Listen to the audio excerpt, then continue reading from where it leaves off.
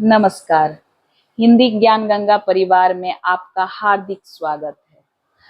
आज हम हिंदी साहित्य के इतिहास के अंतर्गत काल विभाजन और नामकरण से संबंधित महत्वपूर्ण प्रश्नों पर चर्चा करेंगे। यह प्रश्न परीक्षा की दृष्टि से बहुत ही महत्वपूर्ण है, तो आइए इन पर विस्तार से चर्चा करें।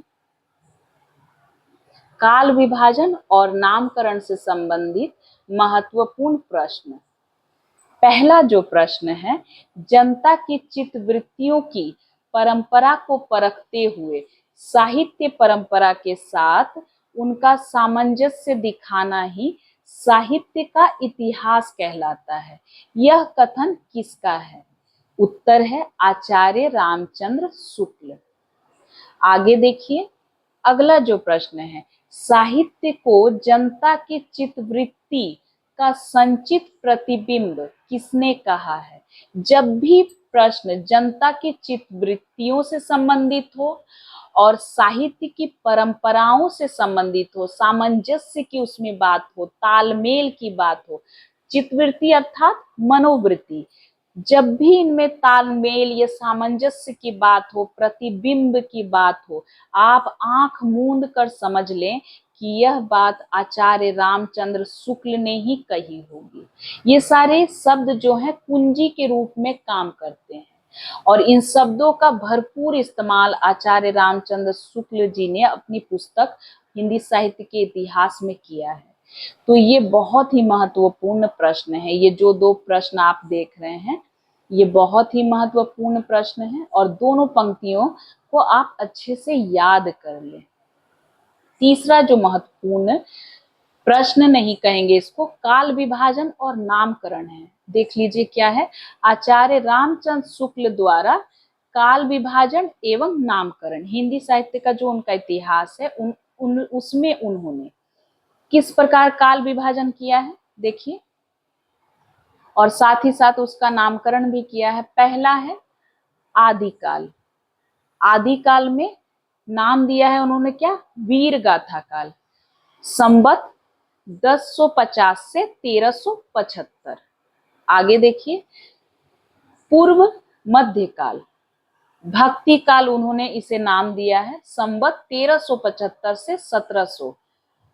इसके बाद उत्तर मध्यकाल, रीतिकाल कब से कब तक है? संवत 1700 से 1900। आधुनिक काल, गद्य काल उन्होंने नाम दिया है, संवत 1900 से 1984। इसको सुविधा अनुसार ऐसे ही याद कर ले, जैसे वीर गाथा काल संवत 1050 से 1375, 1375 से 1700 हो गया भक्ति काल, रीति काल हो गया 1700 से 1900 और गद्य काल संवत 1900 से 1984 तक। ये उनके द्वारा किया गया काल विभाजन है। आगे बढ़ते हैं। सच्चे अर्थों में हिंदी साहित्य का पहला इतिहास माना जाता है। उत्तर होगा जॉर्ज ग्रियर्सन द्वारा रचित the modern vernacular literature of Hindustan. सच्चे अर्थों में जब शब्द का प्रयोग होगा, कौन सा हिंदी साहित्य का इतिहास है जो सच्चे अर्थों में पहला इतिहास माना जाता है? तो उत्तर होगा जॉर्ज ग्रियर्सन द्वारा रचित the modern vernacular literature of Hindustan. इसके विषय में भी अगर आप नोट्स चाहते हैं तो मैं अलग से उस पर भी वीडियो बना दूंगी। यह एक विशेषांक के रूप में पत्रिका में छपा था। उसके बारे में मैं अवश्य आपको विस्तार से अलग से वीडियो बनाकर बताऊंगी। आज इन महत्वपूर्ण प्रश्नों पर ही चर्चा करते हैं। आगे देखिए, पांचवा जो प्रश्न है, लेखक एवं कवियों का काल क्रमानुसार वर्गीकरण करने का सर्वप्रथम प्रयास किसने किया है? उत्तर है जॉर्ज ग्रियर्सन ने। आगे बढ़ते हैं। हिंदी साहित्य के आरंभिक काल को चारण काल नाम सर्वप्रथम किसने दिया? आरंभिक काल से यहाँ हमारा तात्पर्य है आदिकाल। इसको ध्यान रखिएगा, प्रश्न कई बार दूसरे रूप में भी पूछा जाता है। आरंभिक काल के स्थान पर आदिकाल भी लिख दिया जाएगा। उस स्थिति में भी आपको याद रखना है कि सबसे पहले चारण काल नाम किसने दिया है? तो ग्रियर्सन ने।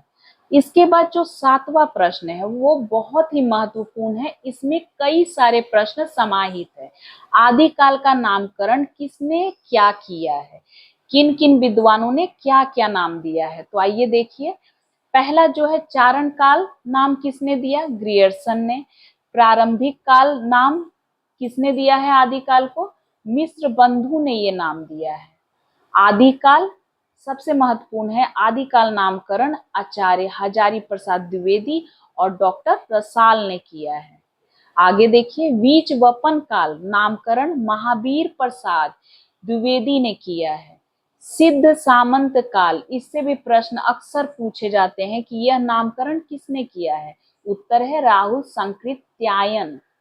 आगे देखिए, वीर काल विश्वनाथ प्रसाद मिश्र ने ये नाम दिया है। संधि काल एवं चारण काल दोनों नाम, 2 बार इन्होंने आदिकाल को विभाजित किया है 2 भागों में। एक नाम दिया है संधि काल एवं चारण काल, दूसरे भाग का नाम दिया डॉक्टर राम कुमार वर्मा ने। इसके बाद आचार्य रामचंद्र शुक्ल का नामकरण, उम्मीद है अभी तक याद हो गया होगा, वीर गाथा काल। आधार काल नामकरण, ये बहुत ही महत्वपूर्ण है, ये नेट में भी ये प्रश्न पूछा गया था नेट की परीक्षा में, तो इसको भी याद रखें, हो सकता है आए। आधार काल नामकरण किसने किया है, डॉक्टर मोहन अवस्थी और सुमन राजे ने, इन दोनों ने ये नाम दिया है आधार काल। जय काल कहा है रमाशंकर शुक्ल रसाल ने। तो ये नामकरण बहुत ही महत्वपूर्ण है परीक्षा की दृष्टि से, इनको भी आप याद कर लें। आगे बढ़ती हूँ, 8वां प्रश्न देखें। राहुल संकृत्यायन ने सिद्ध सामंत काल की समय सीमा क्या मानी है। तो 760 से 1300 ईस्वी तक इन्होंने माना है सिद्ध सामंत काल की समय सीमा। सिद्ध सामंत काल कहने का अभिप्राय क्या है इनकी दृष्टि में, आदिकाल को इन्होंने यही नाम दिया है सिद्ध सामंत काल। और समय कब से कब तक दिया है, 760 से 1300 ईस्वी तक। आगे बढ़ती हूँ, आगे देखिए 9 नंबर जो प्रश्न है, डॉक्टर राम कुमार वर्मा ने संधि काल के अंतर्गत किस साहित्य को स्थान दिया है। सिद्ध साहित्य और जैन साहित्य को स्थान दिया है। इन्होंने आदिकाल को 2 भागों में विभाजित करके दिखाया है। पहला भाग है संधि काल, संधि काल को इन्होंने नाम दिया है सिद्ध साहित्य और जैन साहित्य, ये दोनों साहित्य इन्होंने संधि काल में इसे स्थान दिया है। और इसके बाद देखिए, डॉक्टर राम कुमार वर्मा ने चारण काल के अंतर्गत किस साहित्य का विवेचन किया है, तो डिंगल साहित्य का, इसको ध्यान रखेंगे। आगे बढ़ते हैं, आचार्य शुक्ल ने हिंदी साहित्य का आरंभ कब से माना है, 10वीं शताब्दी से। अभी हम पढ़कर आए हैं, कब से कब तक माना है, 10वीं शताब्दी से। साहित्य का इतिहास लिखने में सबसे बड़ी समस्या क्या थी, साहित्य का इतिहास कैसे लिखे, उसमें समस्या क्या आ जाती थी सबसे पहले, तो आज जो हमारा विषय है वही सबसे बड़ी समस्या थी, काल विभाजन और नामकरण, इसको याद रखना है। इतिहास लेखन में शुक्ल जी का पहला कदम क्या था, उन्होंने पहला कदम क्या लिया था, पहला महत्वपूर्ण कदम यह था कि अभ्रंश साहित्य को हिंदी से उन्होंने अलग माना था। अभ्रंश साहित्य को हिंदी से अलग मानना, ये महत्वपूर्ण पहला कदम था। इसके बाद माफ कीजिएगा, आचार्य रामचंद्र शुक्ल के हिंदी साहित्य के इतिहास में विवाद का विषय क्या था, आदिकाल को वीर गाथा काल नाम देना, यह विवाद का विषय था। इसके बाद देखिए 15 नंबर जो प्रश्न है, हिंदी साहित्य के इतिहास में दोहरे नामकरण प्रवृत्ति का आरंभ किसने किया है, आचार्य रामचंद्र शुक्ल ने किया है। इसके लिए, इस प्रश्न को अच्छे से समझने के लिए आपको इनकी पुस्तक को पढ़ने की आवश्यकता है। अगर आप कहेंगे तो इनके पुस्तक से भी मैं नोट्स बनाकर आपको उपलब्ध करवा दूंगी। आगे बढ़ते हैं, आचार्य शुक्ल द्वारा प्रस्तुत नामकरण में किन नाम पर विवाद रहा है, किन किन नामों पर विवाद रहा है, तो दो काल हैं जिनके नामों पर विवाद रहा है, एक तो है वीरगाथा काल और रीति काल, इन नामकरणों पर विवाद रहा है, वीरगाथा काल और रीति काल पर। देखिए 17 नंबर प्रश्न, डॉक्टर राम कुमार वर्मा ने अपने इतिहास में किस काल तक विवेचन किया? किस काल तक उन्होंने विवेचन किया अपने इतिहास में? भक्ति काल तक। इसके बाद 18 नंबर जो प्रश्न है, हिंदी साहित्य का केवल प्रवृत्तिगत विभाजन, नामकरण सर्वप्रथम किसने किया है? प्रवृत्तियों के आधार पर विभाजन ग्रियर्सन ने किया है। आगे बढ़ते हैं। 19वां जो प्रश्न है, साहित्य के इतिहास का कालगत विभाजन कर नामकरण किसने किया था? मिश्र बंधु विनोद ने कालगत विभाजन भी किया और उसके बाद नामकरण भी। याद रखेंगे, मिश्र बंधु विनोद। हिंदी साहित्य के इतिहास लेखन का सबसे पहला प्रयास किसका था? गारसा द तासी का था और इनकी पुस्तक का नाम था इस्तवार दलालित्रित्विर एंदुई एंदुस्तानी। ये पुस्तक है जो कि फ्रेंच भाषा में है। आप अगर कहेंगे तो इनके ऊपर भी मैं नोट्स बनाकर आपको उपलब्ध करवा दूंगी। हिंदी साहित्य का पहला इतिहास किस भाषा में लिखा गया है? फ्रेंच भाषा में लिखा गया है। मैंने अभी गारसा द तासी के विषय में आपसे बात की है। ये उन्हीं की पुस्तक की बात हो रही है। पहला इतिहास फ्रेंच भाषा में। हिंदी साहित्य जगत में मिश्र बंधु नाम से विख्यात लेखक में कौन कौन से लेखक सम्मिलित है? तो कौन कौन से लेखक सम्मिलित हैं? गणेश बिहारी मिश्र, श्याम बिहारी मिश्र और सुखदेव बिहारी मिश्र। इन्हें मिश्र बंधु नाम दिया गया है। 3 लेखक हैं। कौन कौन है? गणेश बिहारी मिश्र, श्याम बिहारी मिश्र और सुखदेव बिहारी मिश्र। इनको याद रखने के लिए आप गणेश, श्याम, सुखदेव एक साथ याद कर लें और बिहारी मिश्र साथ में जोड़ लें। मैंने ऐसे ही याद किया था। आगे बढ़ते हैं। रामचंद्र शुक्ल का हिंदी साहित्य के इतिहास पहले किस ग्रंथ की भूमिका में छपा था? भूमिका के रूप में छपा था। तो इसको याद रखेंगे आप। हिंदी शब्द सागर की भूमिका के रूप में छपा था और कब प्रकाशित हुआ है? 1929 ईस्वी में। इसको भी याद रखेंगे।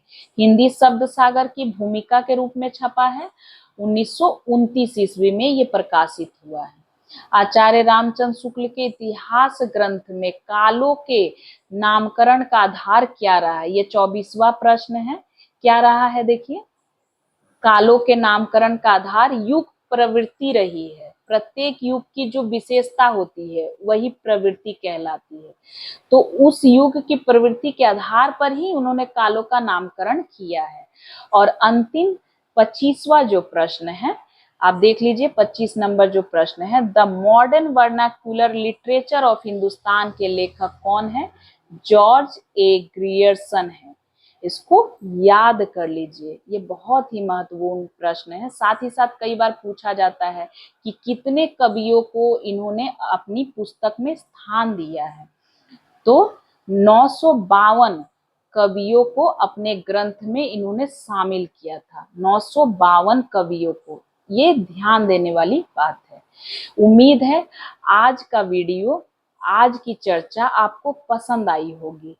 अगर इससे संबंधित कोई भी समस्या आपको लगे तो आप मुझे कमेंट बॉक्स में अवश्य सूचित करें।